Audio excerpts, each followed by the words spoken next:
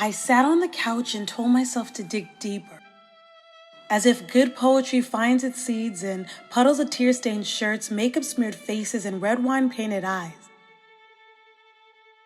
I stared off in the distance, halted my blinks, and waited to see if I'd feel the rush of a suppressed trauma, flooding my mind and erasing the sand of recovery, but instead, my eyes dried out from the drought of tears and forced me to break my glance.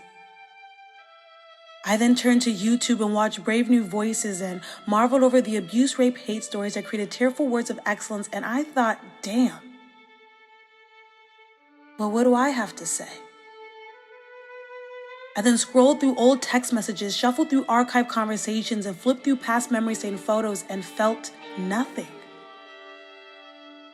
I then turned on my Boyz II Men Pandora station and hoped that the smooth voices of Usher, Luther, Babyface would whisper the words that would trigger my finger and release bullets of verses and prose that would penetrate your skin and puncture your heart, but instead, these voices warmed the rhythm in my throat, forming the convergence of Macy Gray and Brandy notes sung through the megaphone in my vocal cords. I then took a break. Staring at this white paper was driving me up the wall, hand-tied from the same ribbon my tongue was.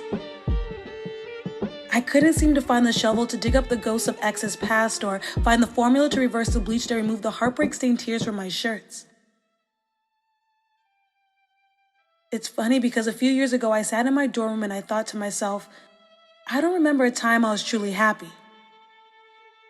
And it's not because I spent my days drowning in a pool of regret so deep that I lost my footing, but because at night, when everyone was asleep, my thoughts would rush through my being, body shaken, muscled, weakened, breath disrupted, trying to expunge suppressed emotions.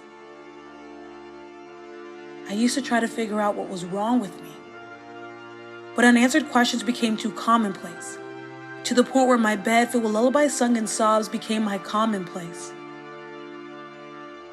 But as I sat on the couch and told myself to dig deeper, I realized I was no longer in the same place. I used to not know what it feels like for my smile to start in my soul and gradually get bigger when it makes its way to my face.